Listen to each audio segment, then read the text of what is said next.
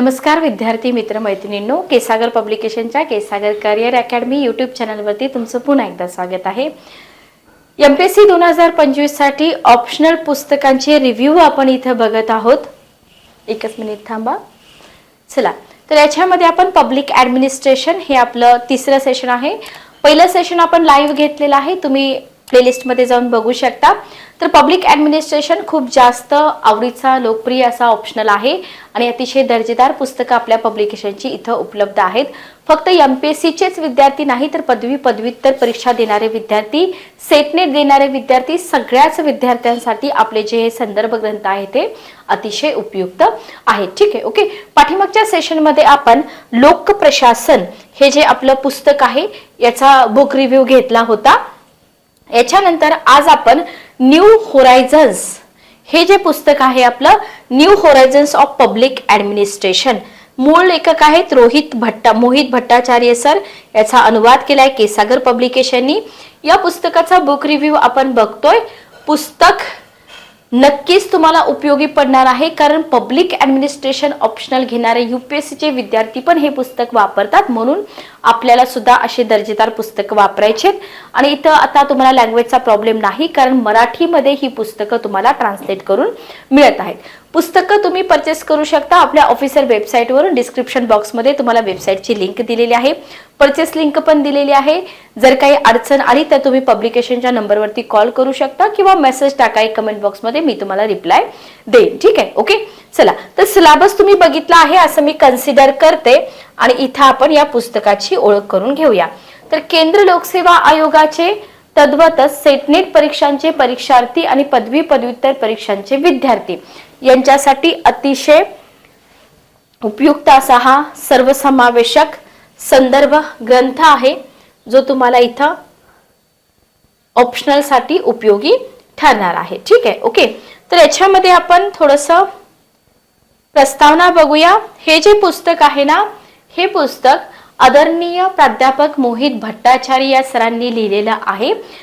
नवी दिल्ली इथं ते Indian institute of public administration इथं त्यांनी ऑर्गनायझेशनल ॲनालिसिस हा विषय शिकवलेला आहे आणि कोलकाता विद्यापीठामध्ये त्यांनी लोकप्रशासन विषयाचं अध्यापन केलेलं आहे। म्हणजे एवढ्या मोठ्या लेखकांची पुस्तकं आपण ऑप्शनल साठी वापरतोय, लक्षात घ्या। तर नक्कीच तुम्हाला ऑप्शनल मध्ये मार्क्स खूप चांगले मिळतील।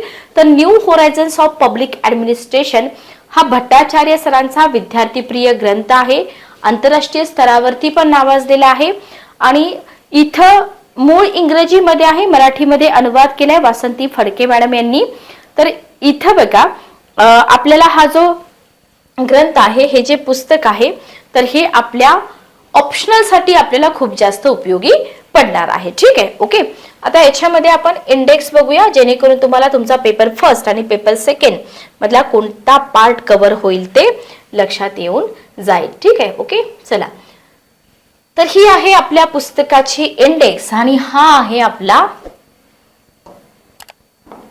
पहिला टॉपिक। ठीक आहे, टॉपिक नंबर 1, लोक प्रशासन स्वरूप, व्याप्ती आणि उत्क्रांती। बघा, लोक प्रशासन स्वरूप, व्याप्ती आणि उत्क्रांती। पाठीमागं आपण जे लोक प्रशासन पुस्तक बघितलं तर त्याच्यामध्ये पण होतं, कारण का पब्लिक ॲडमिनिस्ट्रेशन हा विषयच आहे। सो तुम्हाला तिथे इंट्रोडक्शन मध्ये प्रत्येक पुस्तकामध्ये लोक प्रशासन म्हणजे काय हा एक कॉमन टॉपिक मिळून जाईल, पण बाकीचं कंटेंट डिफरंट असेल। ठीक आहे, ओके। याच्यामध्ये तुम्हाला प्रास्ताविक दिलेला आहे, त्याच्यानंतर तौलनिक लोक प्रशासन म्हणजे काय हे तुम्हाला इथं एक्सप्लेन केलेलं आहे। जनहित म्हणजे काय, ओके। लोक प्रशासनाची उत्क्रांती कशी झाली, पाठीमागं आपण विकास कसा झाला हे बघितलं होतं, बरोबर। याच्यामध्ये पुन्हा ॲडिशनल नवीन लोक प्रशासन आहे, सिंहावलोकन आहे, ओके। त्याच्यानंतर चिकित्सक सैद्धांतिकता आणि सार्वजनिक संघटना, याच्यावरती पण तुमचे क्वेश्चन विचारलेले आहेत की चिकित्सक सैद्धांतिकता म्हणजे काय, ओके, आणि सार्वजनिक संघटना। लक्षात घ्या, हे जे टॉपिक असतात, टॉपिक मध्ये ते सब पॉइंट्स असतात ना, तर हे सब पॉइंट तुम्ही अभ्यासता, तुम्ही समजून घेता, पण तुटक क्वेश्चन नसतात याच्यामध्ये। तुम्हाला खूप जास्त मर्ज करून क्वेश्चन विचारले जातात, म्हणजे विषय कितपत तुम्हाला समजलाय हे इथं बघितलं जातं. ठीक आहे, ओके, क्लिअर. त्याच्यानंतर आहे लोकसेवा दृष्टिकोन. ओके, असे पॉइंट्स तुम्हाला समजून घ्यावे लागतात आणि फायनली तुम्हाला सारांश दिलेला आहे. बघा, सारांश जेव्हा आपण अभ्यासतो ना, सारांश अभ्यासल्यानंतर जे आपले निष्कर्ष असतात ना, तर निष्कर्ष लिहिणं फार सोपं जातं. बरोबर, ज्या ज्या पुस्तकामध्ये सारांश असतो ना, तिथून खूप काही शिकायला मिळतं. तुमचे जे क्वेश्चनचे निष्कर्ष असतात ना, ते निष्कर्ष अगोदरच तयार होऊन जातात. लक्षात आलं तुमच्या? कारण तिथं आपल्याला विचार करावा लागत नाही. त्याच्यानंतर आहे संस्थात्मक परिणामकारकता. संस्थात्मक परिणामकारकता याच्यामध्ये तुम्हाला स्पेसिफिक ही संकल्पना दिलेली आहे की संस्थात्मक परिणामकारकता म्हणजे काय. आता जेव्हा आपले हे बुक रिव्ह्यूची सिरीज कंप्लीट होईल त्याच्यानंतर आपण answer writing model question answers इथं आपण घेऊया. ठीक आहे, ओके. ज्या ज्या विद्यार्थ्यांनी पुस्तकं परचेस केलेली आहेत इथं तुमचा फीडबॅक नक्की द्या. तिसरा टॉपिक आहे इथं आपला खाजगी व सार्वजनिक दोन परस्पर भिन्न क्षेत्रे. ठीक आहे, खाजगी आणि सार्वजनिक दोन परस्पर भिन्न क्षेत्र. या दोन परस्पर भिन्न क्षेत्रामध्ये तुम्हाला जो काही फरक आहे तो शिकायचा आहे.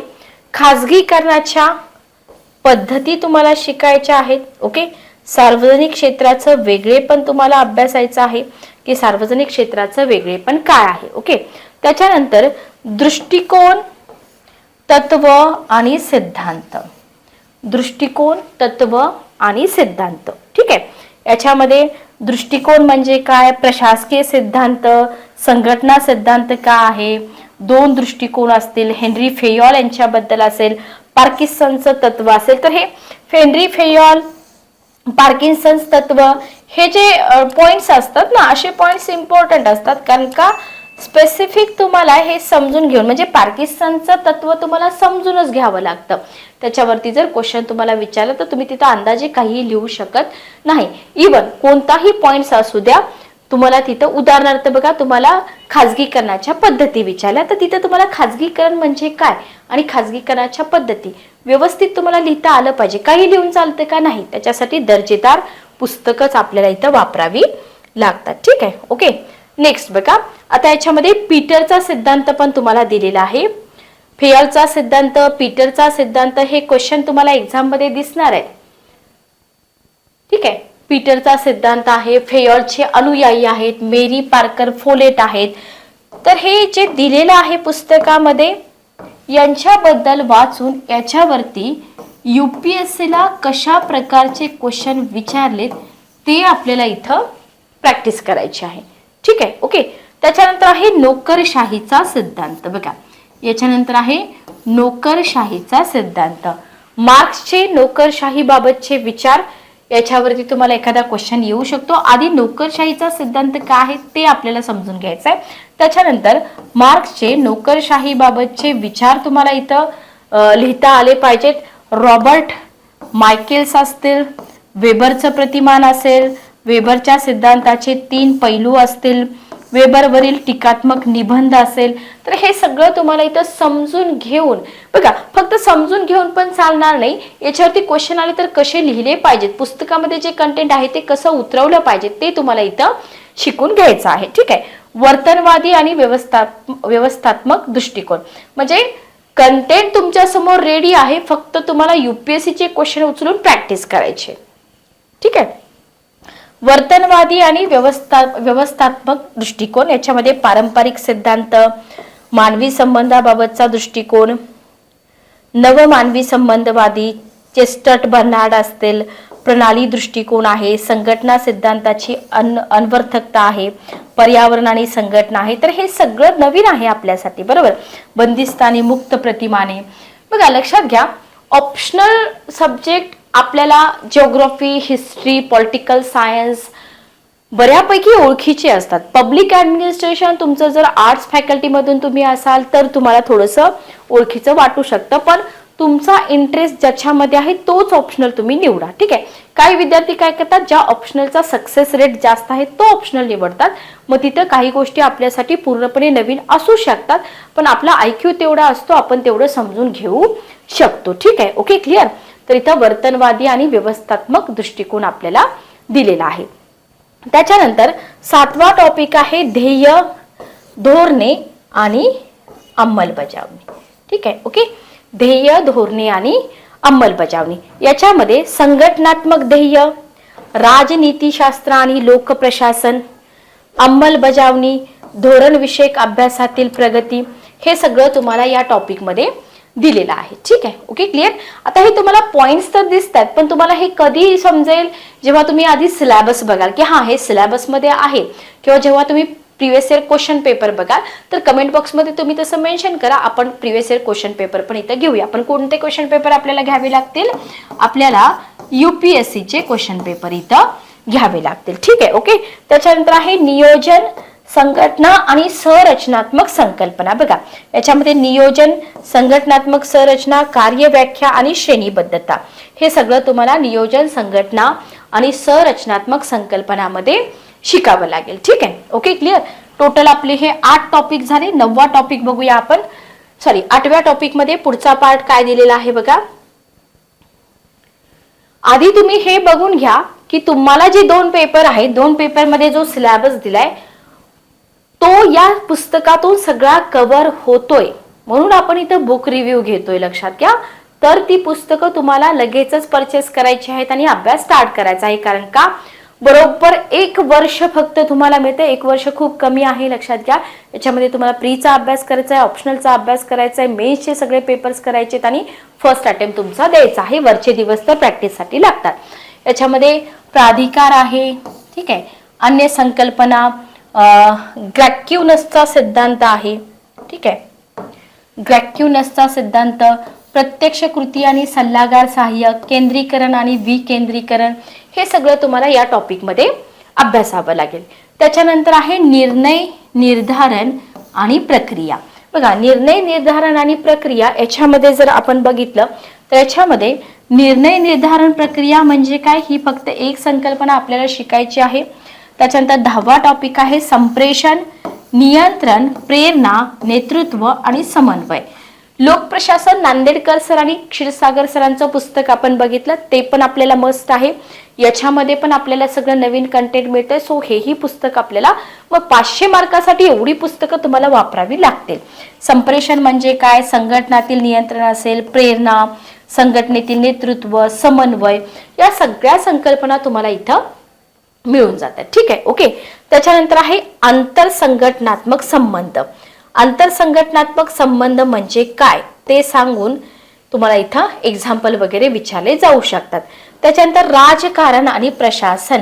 आता हा आवडता विषय असतो, पण मी तुम्हाला जसं सांगितलं की लोकलची उदाहरणं, पॉलिटिक्स वगैरे असली एक्झाम्पल आपल्याला द्यायची नाहीत. आपल्याला व्यवस्थित ऑथेंटिक कंटेंट तिथं द्यायचं आहे. त्याच्यानंतर आहे लोकप्रशासन आणि जनता.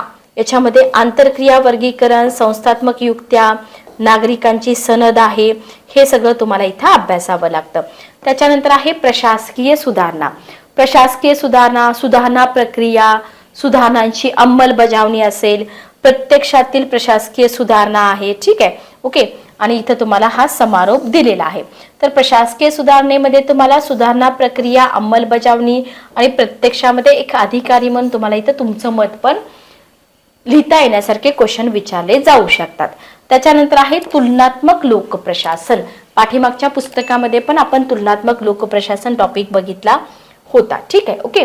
त्याच्यानंतर आहे विकासात्मक लोकप्रशासन. 16 नंबरचा टॉपिक आहे आपला विकासात्मक लोकप्रशासन. सगळीकडे तुम्हाला संकल्पना आधी समजून घ्यायचे की विकासात्मक लोकप्रशासन म्हणजे काय सांगून विकासात्मक प्रशासनाची वैशिष्ट्ये स्पष्ट करा. ठीक आहे. ओके. त्याच्यानंतर सार्वजनिक कर्मचारी प्रशासन आहे. याच्यामध्ये कर्मचारी प्रशासन, नोकर भरती, कर्मचाऱ्यांची योग्यता, प्रशिक्षण, नोकरीतील विकास, कार्यनिष्पत्तीचं मूल्य निर्धारण, हे सगळं आपल्याला इथं अभ्यास आहेत. त्याच्यानंतर आहे आर्थिक प्रशासन. आर्थिक प्रशासन म्हणजे काय? अर्थसंकल्प, आर्थिक प्रशासनाची अभिकरण, जमा खर्च, लेखापरीक्षण, तिकडं पण आपण बघितलं होतं आर्थिक प्रशासन. ठीक आहे, ओके. त्याच्यानंतर भारतातील लेखा असेल, भारताचे नियंत्रक महालेखा परीक्षक असतील, त्याच्यानंतर शून्याधारित अर्थसंकल्प आहे. तर हे सगळं आपण कुठं अभ्यासतोय? हे सगळं आपण अभ्यासतोय आर्थिक प्रशासनामध्ये. ठीक आहे. त्याच्यानंतर आहे नवीन लोकव्यवस्थापन. नवीन लोकव्यवस्थापन, सुशासन आणि सरकारी उत्तरदायित्व. सरकारी उत्तरदायित्व, उत्तरदायित्वाचे प्रकार वगैरे आपण पाठीमागच्या पुस्तकामध्ये पण बघितलं होतं. त्याच्यानंतर प्रशासकीय नीतिशास्त्र आहे, समकालीन लोकप्रशासन आहे, जागतिकीकरण आणि लोकप्रशासन आहे, उत्तर आधुनिकता आहे आणि लोकप्रशासन आहे. तर 285 पेजेसचं हे पुस्तक आहे, अतिशय दर्जेदार. त्याच्यानंतर 329 पेजेसचं हे पुस्तक आहे. त्याच्यानंतर पुढच्या पार्टमध्ये आपल्याला दिलेलं आहे इथं बघा, याच्यामध्ये एक्स्ट्रा इन्फॉर्मेशन खूप आहे. नागरी समाज आणि शासन पण दिलेलं आहे. ठीक आहे, नागरी समाज आणि शासन. ओके, याच्यामध्ये नागरी समाज आणि शासन. त्याच्यानंतर इन्फॉर्मेशन, तुमचा माहितीचा अधिकार जो आहे तो इथे दिलेला आहे. माहितीचा अधिकार कायदा असेल, माहितीच्या अधिकाराचा कायदा 2005. त्याच्यानंतर सहभाग आणि शासन 28 नंबरचा टॉपिक. याच्यामध्ये सहभागी शासन म्हणजे काय? ई गव्हर्नमेंट हा पण एक टॉपिक त्यांनी इथं दिलेला आहे. प्रशासकीय सुधारणांची तंत्र इथं ऍड, पाठीमागच्या पुस्तकामध्ये हा टॉपिक नव्हता. पार्श्वभूमी, कार्य अभ्यास, कार्यपद्धती, अध्ययन असेल, काल अभ्यास असेल, गॅन्ट तक्ता आहे, चिकित्सा मार्ग पद्धती आहेत. म्हणून आपल्याला रेफरन्स बुक 5 ते 6 रेफरन्स बुक ऑप्शनलसाठी वापरावी लागतात. ठीक आहे, तर हे एक पुस्तक महत्वाचं आहे. तर new horizons of public administration, सगळी पुस्तकं तुम्हाला आपल्या ऑफिशियल वेबसाईटवरती मिळून जातील. लक्षात घ्या, ऑप्शनलचा अभ्यास मी नंतर चालू करतो, आधी GSचा करतो असं करू नका. सुरुवातीपासूनच प्री प्लस मेन्स तुम्ही तयारी चालू करा. पुस्तकं मागवताना काही अडचण आली तर तुम्ही पब्लिकेशनच्या नंबरवरती कॉल करू शकता. भेटूया नेक्स्ट सेशनमध्ये. Good day, take care.